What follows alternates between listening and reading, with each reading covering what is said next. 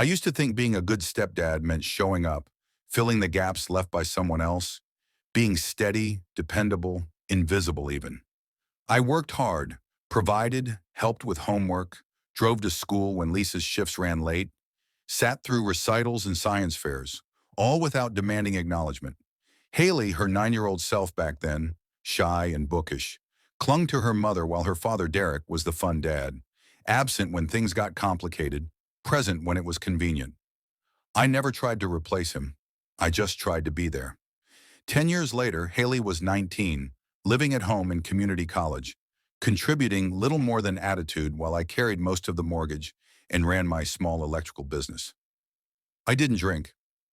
My father's alcoholism had taught me that the stench of beer and the echo of slamming doors could haunt a lifetime. One non-negotiable rule existed in my home. No alcohol in the house for anyone underage, no drunk people stumbling through my front door. I could not control the parties or the mistakes of the world outside, but my home would not become one of them. The first clash came subtly. Haley worked at a bar and grill, her social circle now 18 and 19-year-olds with fake IDs, new slang, and new confidence. "You're being controlling," she said one night in the kitchen, vodka bottles on the counter, friends laughing and leaning on my furniture. Calmly, I told them to put the bottles away, shoes on, and the alcohol out of my house. She rolled her eyes. "You can't tell me what to do with my own body." I said, "You're right, I can't, but I can control what happens here, and I am." Her anger simmered. Lisa tried to mediate. "It's late. She's home. She's safe," Lisa said. I shook my head. Safe in a house where my rules were ignored, not under my watch. I let them leave, cleaned the sticky rings, went to bed feeling demoted from parent to landlord. Breakfast the next morning carried tension like smoke. Haley slid in with sunglasses, scrolling her phone, cool and defiant. "I think I'm going to move in with Dad. He actually treats me like an adult." I replied, steady, "You're welcome to move in, but the rules here remain. No drinking in this house. That's a boundary, not punishment." She spat back words like accusations, controlling, manipulative, irrelevant. Weeks became a quiet war. Doors slammed, passive-aggressive comments lingered. Derek sent messages encouraging me to ease up. I didn't. I let the calls, the texts, the small crises go to their biological parents. The real turning point was subtle, terrifying in its calm. Haley called at 3 a.m., stranded, her car dead. I didn't answer. I didn't rush. Instead, I texted Lisa and Derek. "Haley is trying to reach me. She's not my emergency contact anymore. Please check your phones." I put my phone on silent and sat with the weight of my choice, heart pounding, remembering nights of drunk driving, hospital visits, the chaos of my childhood. The calls stopped. She got home eventually. Her father had handled it. I went to sleep like a man who had drawn a line and stayed behind it. Morning came with bleary eyes, whispered anger. "You didn't answer," she said. I poured coffee, calm. "No, I didn't. You are an adult now. Your choices have consequences, and your emergency contacts are your real parents.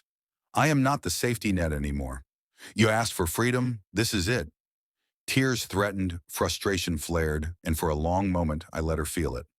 I reminded her gently but firmly that being a parent, being responsible, is more than convenience. It's about showing up when it matters, about guidance, boundaries, the quiet insistence on safety, and yes, about saying no when you know better. She had asked for autonomy. She would now navigate its terrain, bruises and lessons included. The weeks that followed were instructive, silent but undeniable. Missed shifts, bounced checks, late-night misjudgments, all unaddressed by me. I resisted the urge to intervene, held to my new role, landlord, adult, bystander.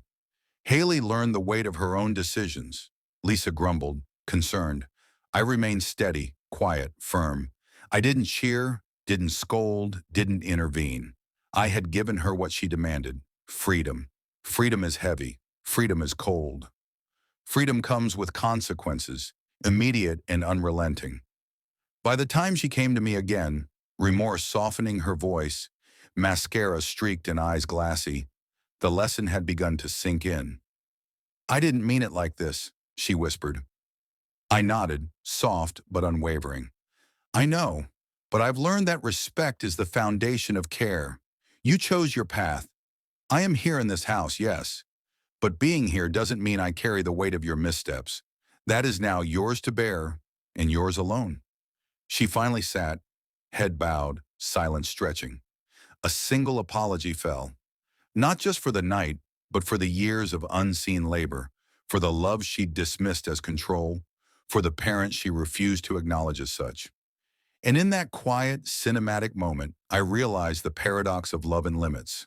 Sometimes the greatest act of care is to let go, to step back, to allow someone to confront the consequences of their choices while still knowing, silently, that the house stands, the lights are on, and someone will always remain steady, even if unseen. Freedom had arrived in a small suburban kitchen, not with triumph, but with the echo of responsibility finally returned to its rightful place.